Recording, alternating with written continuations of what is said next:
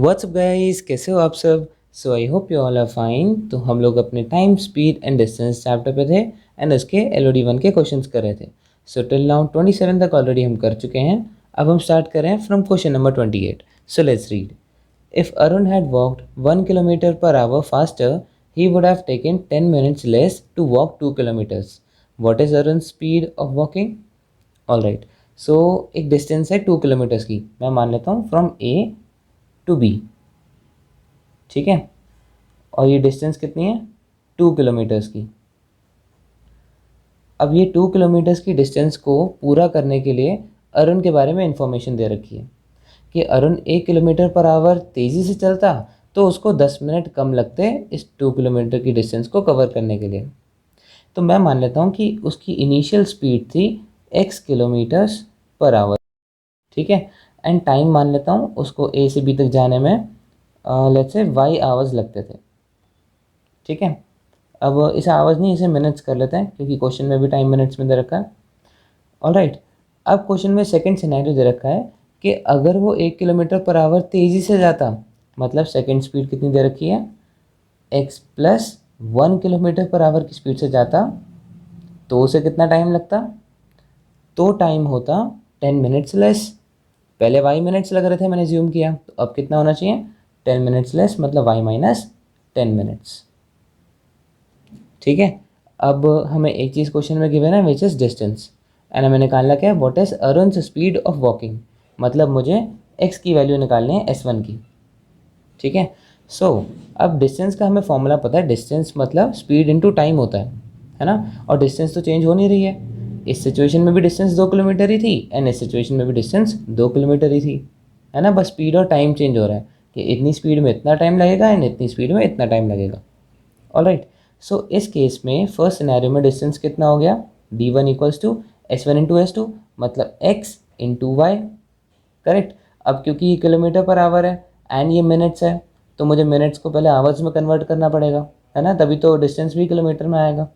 So divided by minutes को जब हम आवर्स में करते हैं तो डिवाइड बाय 60 करते हैं, ठीक है। So x into y by 60 equals to 2। Alright. तो इससे मुझे एक्स वाई की वैल्यू पता चल गई, दैट इज 120। ऑलराइट। एंड मैं y की वैल्यू 120 अपॉन x भी लिख सकता हूँ, ठीक है। अब यहाँ पे देखो, यहाँ पे डिस्टेंस कितना है d2, x plus 1 multiplied by y minus 10, ठीक है। एंड डिस्टेंस तो तब भी सेम ही है, दैट इज़ 2 किलोमीटर्स, ठीक है। अब इसे सॉल्व करते हैं, x y minus 10x plus y minus 10 equals to 2। Alright. अब एक्स वाई की वैल्यू क्या थी, हमने यहाँ से निकाली, that is 120 minus 10x plus y की जगह हम 120 अपॉन x लिख देंगे, क्यों, क्योंकि अल्टीमेटली मुझे x की वैल्यू ही निकालनी है, y से मुझे मतलब है नहीं। Minus 10 equals to 2। अच्छा हाँ, यहाँ पर भी डिवाइड बाई 60 होगा क्योंकि वो मिनट्स में था, ठीक है। एंड ये इधर जाएगा तो ये 120 हो जाएगा। ऑलराइट, इसे चेंज कर लेना, माय बैड। अब ये 120 इधर जाएगा तो ये कैंसिल हो जाएंगे, ठीक है।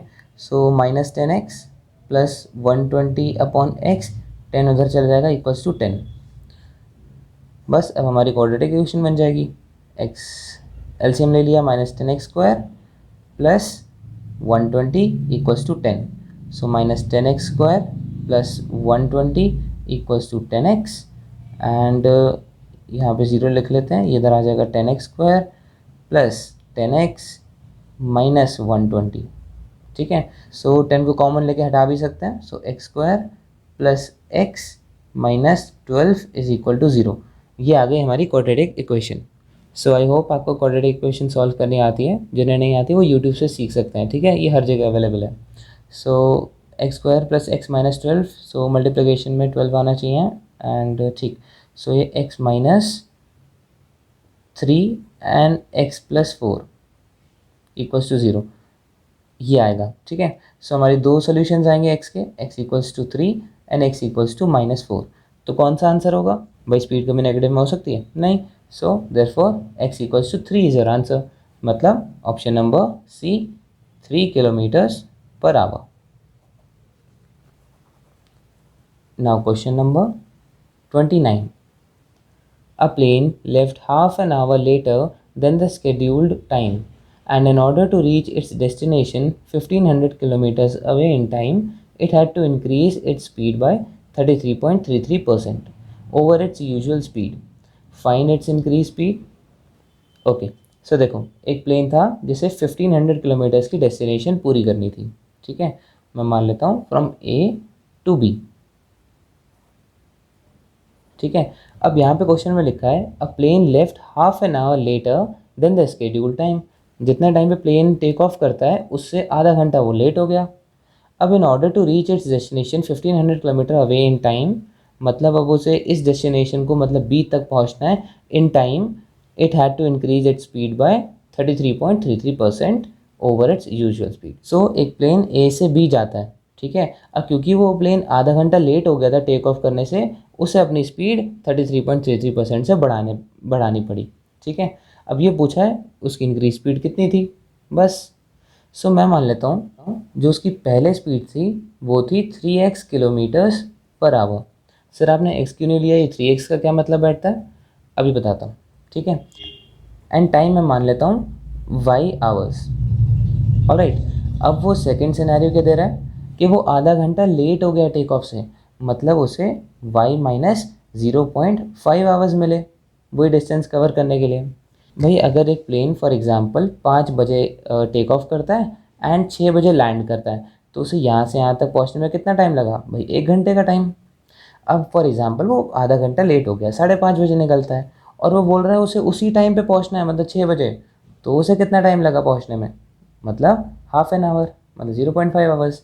तो ये गैप कैसे आया भाई, जितना उसने टाइम यहाँ पे लिया वही चीज़ माइनस होगी। ऑलराइट, सो उसने आधा घंटा लेट किया था तो आधा घंटा टाइम माइनस हो गया। सो इतने टाइम में अब उसे डिस्टेंस को कवर करना है, तो स्पीड कितनी होनी चाहिए, स्पीड उसने बोला उसे 33.33% से स्पीड को बढ़ाना पड़ा। अब 33.33% कितना होता है, अब ऐसे तो सॉल्व कर नहीं सकते, बड़ा मुश्किल होगा। सो 33.33% को हम और क्या लिख सकते हैं, हम इसे फ्रैक्शन में 1/3 लिख सकते हैं। मैं इसकी आपको शीट भी दिखा देता हूँ, ये अरुण शर्मा की बुक में दे रखी है परसेंटेज चैप्टर में। देखो ये शीट दे रखी है ना परसेंटेज कन्वर्जन टेबल। सो यहाँ पे देखो 33 ये रहा 2/6 या फिर 1/3, ये 33.33% होता है। तो इस टेबल को करके जाना है, बहुत इंपॉर्टेंट है। सो सिमिलरली हमारे पास भी यही सिचुएशन आई थी कि उसे 33.33% से बढ़ानी पड़ेगी स्पीड, मतलब 1/3 से बढ़ानी पड़ेगी। सो 1/3 ऑफ 3x कितना होता है सर, x होता है, मतलब x से स्पीड को बढ़ाना पड़ेगा। तो सेकंड स्पीड कितनी हो गई 3x plus x, that is 4x kilometres per hour. That's it, हमारा पिछले क्वेश्चन जैसे सिनेरियो क्रिएट हो गया। अब इसमें हमें डिस्टेंस दे रखी है तो वही डिस्टेंस वाला फॉर्मूला लगाएंगे, एंड डिस्टेंस चेंज हो ही नहीं है, इस सिचुएशन में भी डिस्टेंस वही है एंड इस सिचुएशन में भी डिस्टेंस वही है। So d1 equals to s1 into t1 that is 3xy। Alright, and हमें डिस्टेंस की वैल्यू दे रखी है 1500 किलोमीटर्स। सो xy कितना आ गया 500। ऑलराइट, अब हम इस सिचुएशन में देखेंगे d2 कितना है 4x multiplied by y minus 0.5 equals to 1500। So 4xy minus 4 into 0.5 that is 2x equals to 1500। अब xy की वैल्यू हमने यहाँ से निकाल ली दैट इज़ 500, और 500 into 4 that is 2000 minus 2x equals to 1500 minus 2x is equals to minus 500 and x is equals to 250। Alright, and हमसे question में पूछा गया था फाइंड इट्स इंक्रीज स्पीड, उसकी इंक्रीज स्पीड कितनी थी। सो इंक्रीज स्पीड थी s2 that is 4x। So 4x की वैल्यू हमसे पूछी है that is 4 multiplied by 250 that is 1000 kilometres per hour. Option number D. Now question number 30। A train moves at a constant speed of 120 km per hour for 1 kilometer and at 40 km per hour for the next 1 kilometer. What is the average speed of the train? तो ये तो बहुत easy question है। देखो क्या बोला है, train moves at a constant speed और 120 किलोमीटर फॉर 1 किलोमीटर, मतलब 1 किलोमीटर के लिए 120 इसकी स्पीड से जाती है एंड अगले 1 किलोमीटर के लिए 40 स्पीड से जाती है। तो बस एवरेज स्पीड निकालना है। तो मतलब टोटल डिस्टेंस कितना हुआ, टोटल डिस्टेंस हुआ भाई 2 किलोमीटर का, है ना, फ्रॉम ए टू बी। ठीक है, सो पहला 1 किलोमीटर कितनी स्पीड से 120, दूसरा 1 किलोमीटर कितनी स्पीड से भाई 40।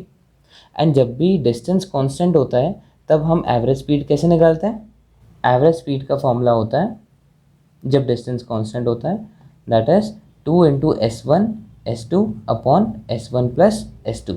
ठीक है, मैंने पहले भी इसकी आपको फॉर्मूला शीट दिखाई थी, मैं फिर से दिखा देता हूँ। देखो जब डिस्टेंस कांस्टेंट होता है, देखो डिस्टेंस कांस्टेंट है ना, ये भी 1 किलोमीटर, ये भी 1 किलोमीटर, सो हम हार्मोनिक मीन का यूज़ करते हैं। उसका फॉर्मूला क्या होता है, n upon 1 upon S1 plus 1 upon S2 plus जितना n तक दे रखा है।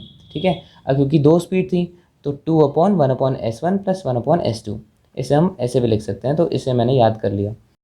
सो अब इसे सॉल्व करते हैं। 2 into S1 is 120 into S2 is 40 upon S1 plus S2 मतलब 120 plus 40 that is 160। So 4 times 4 and 4 times 30। So average speed कितनी आ गई आपकी 60 किलोमीटर्स पर hour is your answer, option number D. So that is it for the video. These were the solutions from 28 to 30। I hope आपकी समझ में आया होगा। कोई भी प्रॉब्लम हो तो उसे कमेंट सेक्शन में पूछ लेना। एंड अगर वीडियो अच्छी लगी so do not forget to like, share and subscribe to our channel. And thank you so much for watching.